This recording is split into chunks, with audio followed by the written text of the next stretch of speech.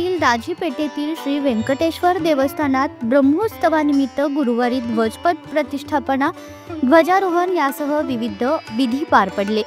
तिरुमला तिरुपती देवस्थानच्या धर्तीवर दाजीपेठ येथील व्यंकटेश्वर देवस्थानात ब्रह्मोत्सव साजरा करण्याची प्रथा आहे। यंदा ब्रह्मोत्सवाचे 53वे वर्ष आहे।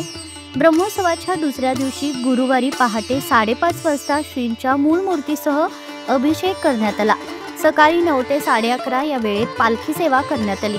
त्यानंतर ध्वजपथ प्रतिष्ठापना, ध्वजारोहण, होम हवन, आराधना, शातुमुरे हे विधी करण्यात आले।